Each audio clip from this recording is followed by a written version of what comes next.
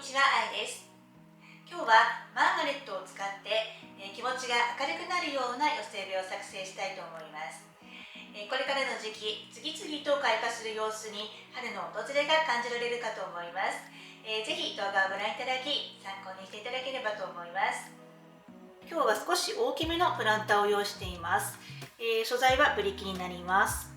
ブリキ鉢に穴が開いていませんので、事前に数箇所排水性のために小さい穴を開けておきます。プルンブーミナーズのマーガレットです。ラランケラスです。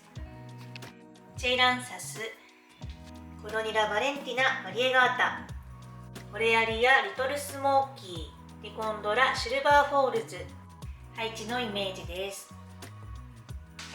それでは始めていきます。まず鉢の底に鉢底石を入れます。今日は鉢が深いですので、そこから5センチぐらいのあたりまで入れておきます。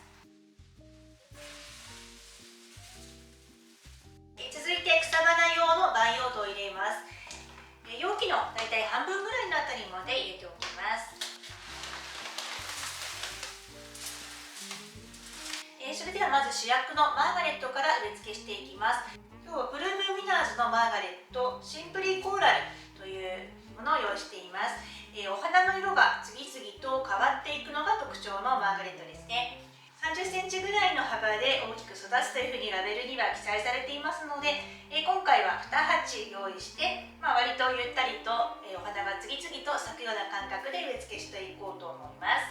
マーガレットの性質ですが、常緑の多年草となっています。お花の時期は11月から5月ぐらいとなります。屋外で半日以上日の当たる場所で管理しますが、寒さには弱いですので、霜に当たらないように気をつけるところがポイントになります。夜間は中に取り込んだりというような感じで、今の時期はちょっと工夫しながら育てる必要が出てきます。台の感じはこのようになっています。結構ぐるっと回っているので、根っこを広げて植え付けしていきます。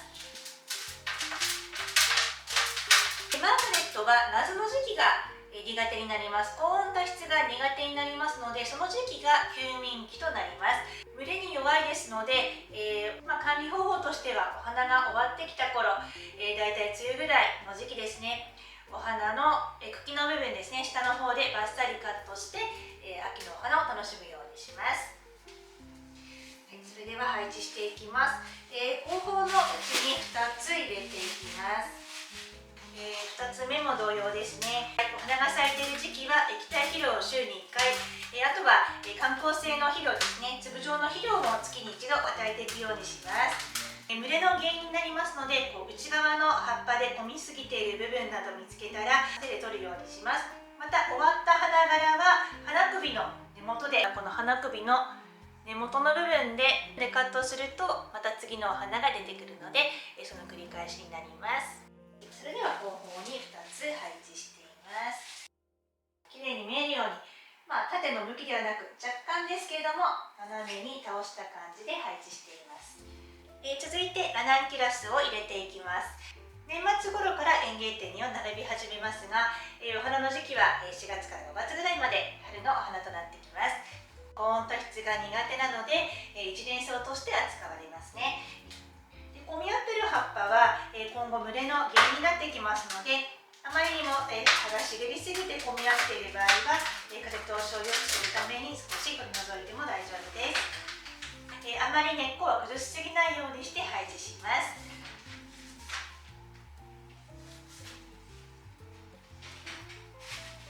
あとラナンキュラスは球根植物になりますので、あまり加湿にしすぎてしまうと根腐れしてしまう恐れがありますので、お花にお水をあげるときは乾いたらしっかりあげるようにします。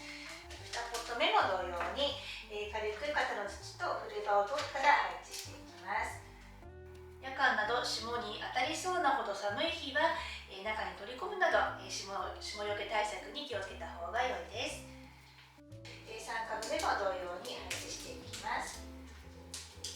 今回はマーガレットの花色に合わせて縁に少しピンク色の入ったタイプのラナンキュラスを選んでいます。続いてチェイランタスを入れていきます。アブラナ科の植物になりますね。別名エリシモムと言います。ストックのような少し甘い香りがするのが特徴です。加湿に弱いので一年草扱いとなります。軽く株分けをして使っていこうと思います。株が分けられるので軽く分けています。今日は J ランサス2株用意しているので、2株とも先に株分けしておきます。株を4つに分けてますけれども、この隙間に入れていくのに土を足して入れていこうと思います。先ほどとは違って株が小さめですので、土を足しながら配置していきます。横腹なので手前のあたりに入れていきます。まずは2つですね。こういった隙間の部分などにも入れていきます。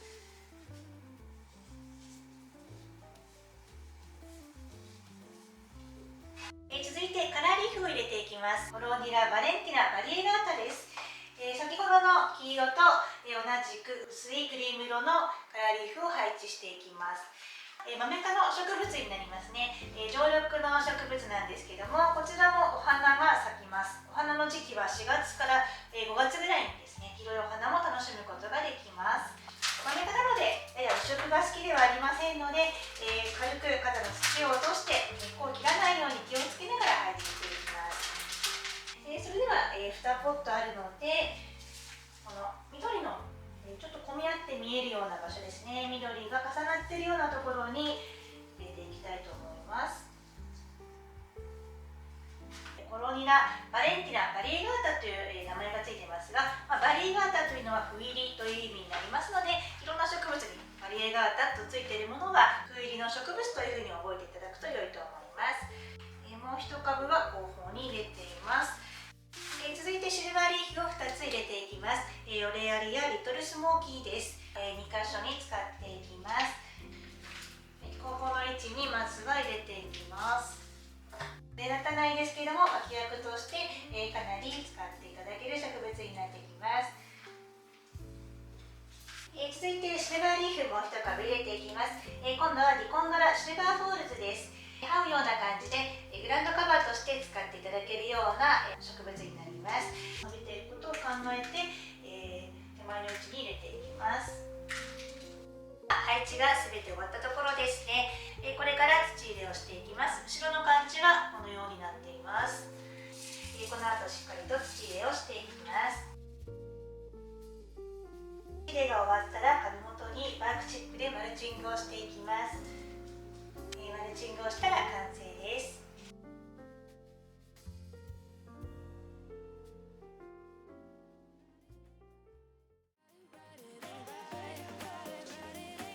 花色が変わるタイプなので、これからますます楽しみが増えそうです。慣れ親しんだマーガレットですが、最近では様々な品種が出回っています。ぜひお気に入りを見つけて寄せ植え作りに取り入れてみてください。それでは本日もご覧くださりありがとうございます。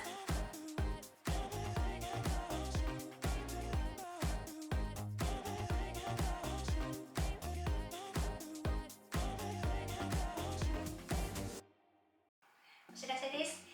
今月から動画の配信を毎月第1、第3水曜日の月2回とさせていただきます。